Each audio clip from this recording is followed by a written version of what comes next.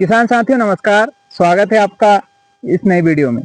किसान साथियों, आज हम गेहूं की दो नई वेराइटियां जो कि HI नाम से आती है और उनका रिलीज होने का स्थान है ICR IARI के रीजनल रिसर्च सेंटर इंदौर। और हमारे साथ है हमारे आदरणीय भाई साहब विजय भैया जो कि खारदा के निवासी हैं। और उन्होंने दो वेराइटियां जो आपको दोनों साइड दिख रही है, इस साइड जो दिख रही है आपको वो है HI 1674 और इस साइड जो दिख रही है आपको वो है HI 1669। तो ऐसा आपसे जानेंगे, आपने ये जो नई वेराइटियां लगाई है उसमें आपको पिछली बार भी लगाई थी आपने, तो आपको क्या इसमें खासियत लगी और क्या इनमें क्वालिटी है जिसकी वजह से आपने इस बार भी बोई है इनकी? 1669 तो मैंने पिछली बार लगाई थी, पर 1674 मैंने इस बार भी लगाई है इस बार जी। और इसके बाद में 1669 का एवरेज भी ठीक है, अच्छा वो एवरेज है। कम समय में 120 दिन में पककर तैयार हो जाती है वैरायटी। और इसके बाद में 1674 मेरे को 1669 से बेस्ट लगी, क्योंकि इसका दाना जो है आकार में बड़ा है और चमकीला दाना है, क्योंकि इसका मंडी रेट अच्छा मिलेगा।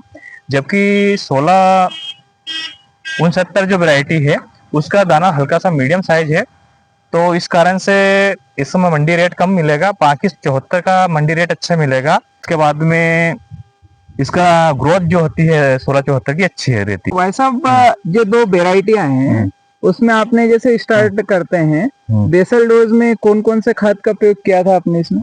बेसल डोज में मैं नॉर्मल तो पहले नई वैरायटी जब लगाता हूँ उसमें किसी प्रकार के कोई खाद नहीं डालता हूँ, क्योंकि मैं ये देखता हूँ कि अपनी जमीन में रियल में उत्पादन देगी या नहीं देगी। अपन जब ज्यादा केमिकल डालते हैं या खाद डालते हैं तो उससे उस गेहूं की वैरायटी या कोई सी फसल अपन बोते हैं तो उसकी बीमारी का पता नहीं चलता कि इसमें कौन सी बीमारी आएगी। तो इसलिए मैं न्यू वैरायटी में कभी भी बेसल डोज में डालता हूँ ना कोई सी कीटनाशक डालता हूँ।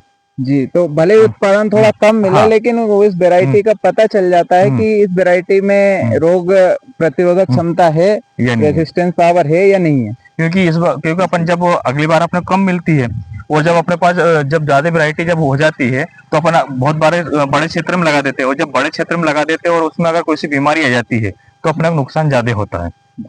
तो 1669 आपने जैसे पिछली बार बोई थी, उसका आपको उत्पादन कितना देखने को मिला था? मेरा उत्पादन 28 कुंटल पर एकड़ निकला था। ये 28 कुंटल प्रति एकड़। हाँ। अब बात आती है इसकी बीज दर की। बीज दर तो मैंने बहुत कम डाली थी, क्योंकि मैंने लगभग 25 से 30 किलो पर एकड़ डाला था बस, मात्र। अच्छा एवरेज मिला मेरे को। 30 किलो प्रति एकड़ के बाद भी 28 कुंटल का एवरेज आपको मिल गया। मतलब इसकी कल्ले फूटने की क्षमता ज्यादा देखने को मिलती है। स्टार्टिंग में जैसे अभी 20 दिन की अवस्था होगी कम की? हाँ, 20 दिन की 20 दिन की। तो 20 दिन की अवस्था में वैरायटी अभी इतनी कोई विशेषता वाली दिख नहीं रही है, लेकिन ये जैसे जैसे ग्रोथ करेगी वैसे वैसे कल्ले फूटने की क्षमता और उत्पादन देने की क्षमता इसकी बहुत ज्यादा रहती है, तो यह कवर बहुत अच्छे से बाद में कर लेगी। और किसान भाइयों से एक बात ये बोलना चाहता हूँ मैं कि कभी भी गेहूं की सिंचाई करो तो 21 दिन से पहले पहले कर लेना चाहिए, क्योंकि अगर 21 दिन के बाद में अपन सिंचाई करते हैं तो 20% गेहूं में जो उत्पादन होता है वो कम हो जाता है।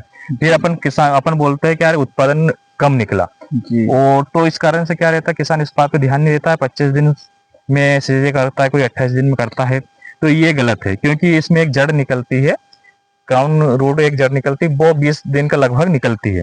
तो अगर उस समय अगर आप सिंचाई नहीं कर पाते हैं तो उसमें क्या होता है कि 20% नुकसान आपका सीधा सट चला जाता है।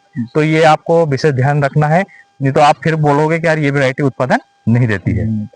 अब क्राउन रूट की बात हो गई, उसके बाद जो समस्या आती है सिंचाई की, अपने यहाँ जैसे 3 या 4 सिंचाई मिनिमम लगती है, तो इन वेराइटियों में कुछ ज्यादा सिंचाई लगी है उतनी में काम? ये 110 दिन की 120 दिन की वैरायटी ये है 1669, और 74 110 दिन की है। तो इसमें 3 पानी ही लगेंगे, ज्यादा पानी नहीं लगते इसमें, और नॉर्मल अच्छा उत्पादन देगी, कोई दिक्कत नहीं। दूसरी बात ये 1650 जो वैरायटी है उसमें जो दाना रहता है वो काला पड़ जाता है, परंतु 69 में दाना काला नहीं पड़ता है। जो लास्ट में फंगस डिसीज लगती है वो इसमें नहीं लगेगी, क्योंकि प्रतिरोधक क्षमता या रेसिस्टेंस पावर इसमें ज्यादा है। तो यह थी ये जो दो वेराइटियां नई है उनकी जानकारी। अब अभी ये 20 दिन की अवस्था है, आगे 50-60 दिन की, 80 से 90 दिन की जो भी अवस्था रहेगी वो हम आपको बिल्कुल इसी तरह वीडियो के माध्यम से बताते रहेंगे। तो इसके लिए आपको हमारा यूट्यूब चैनल जो कि डिजिटल किसानी के नाम से, वो सब्सक्राइब करना होगा और बेल आइकन को प्रेस करना होगा, ताकि जो भी वीडियो आगे डले उसका नोटिफिकेशन आप तक पहुंच जाए। बहुत बहुत धन्यवाद आपका, बहुत बहुत धन्यवाद।